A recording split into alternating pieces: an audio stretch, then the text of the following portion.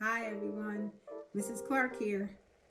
So I know you've been learning every day about an influential African American in honor of Black History Month. So today I'd like to talk to you about a man known on the radio waves as Daddy Jack Holmes. So who is Daddy Jack Holmes? John Albert Holmes, who would later become known affectionately as Daddy Jack, was the first Black DJ in Virginia. Born in New Jersey in 1915, Jack served in the Navy and then later settled in the Hampton Roads area in Virginia. That area was Virginia Beach, Chesapeake, Norfolk, Richmond, and Williamsburg area. Although he was told that he didn't have a voice for radio, Jack auditioned for a job at WLOW in Portsmouth, Virginia, and in 1947 became Virginia's first Black disc jockey. So within a few years, Jack had developed a devoted following in that area, playing music and advertising products targeted to the Black listener. He stayed at WLOW for several years before he moved to Norfolk's radio station, WRAP, the first Black station to broadcast full-time to the African American community.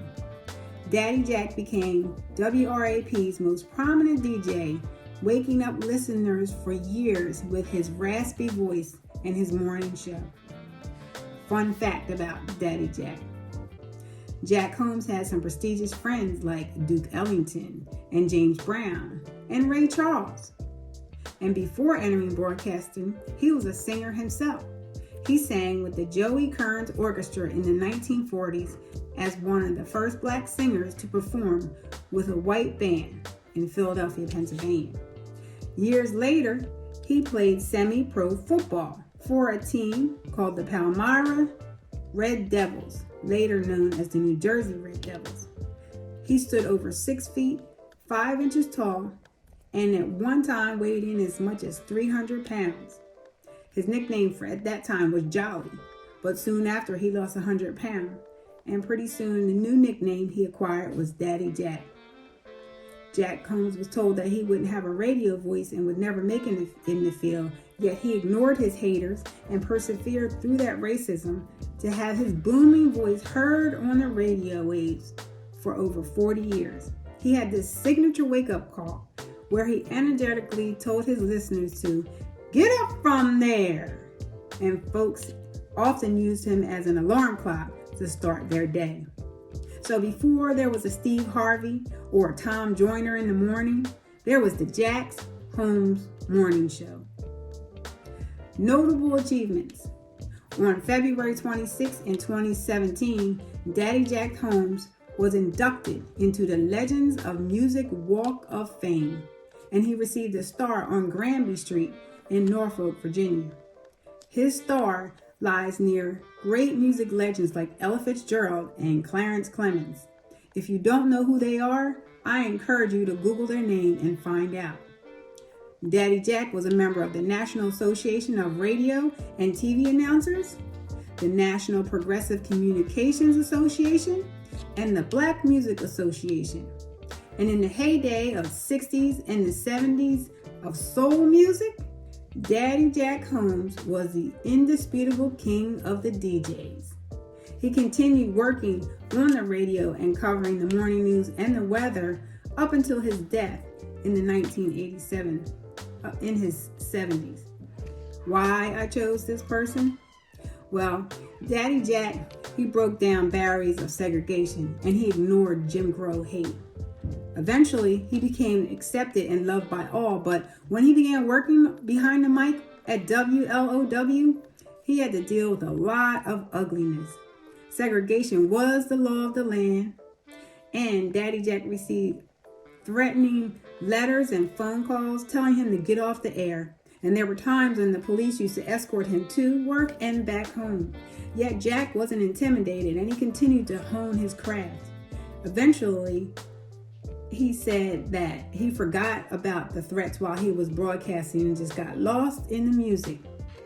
And the music that he played eventually helped change the attitudes towards blacks in the Portsmouth area. His endurance paved the way for the creation of black-owned radio stations, as well as opened up broadcasting and other music opportunities that were not made available to people of color in the past. Jack Holmes is special to me because he was a local South Jersey man. He was the oldest of 16 children, and he grew up on Main Street in the Merchantville section of Cherry Hill. His youngest brother's name was Bruce Holmes, my father. So yes, Daddy Jack is Uncle Jack to me. So all that he did for my father and all that he instilled into my father was passed on to me.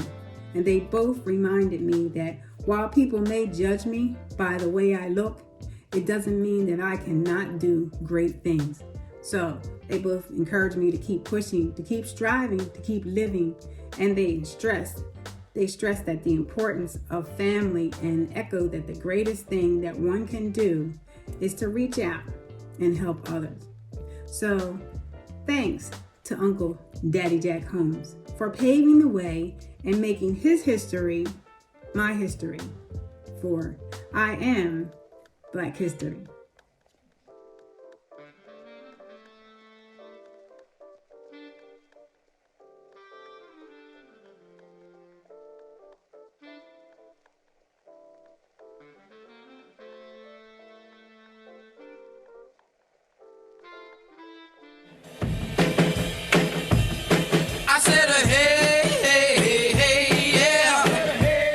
Listening to WRAP. The time now is exactly 6:30. Get up from there. Get up from there.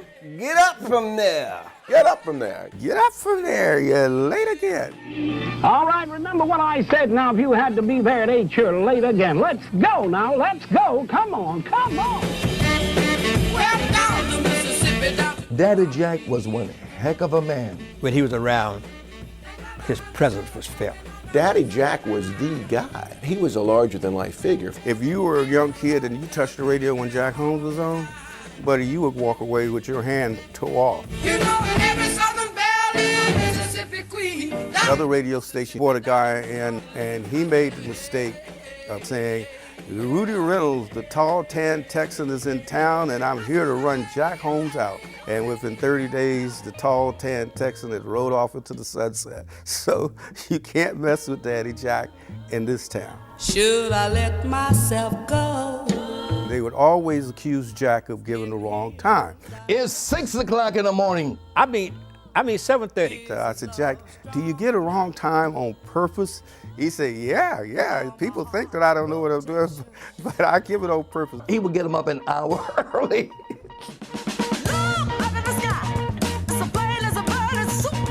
Jack was always recognized as one of the original 13 black announcers in the country.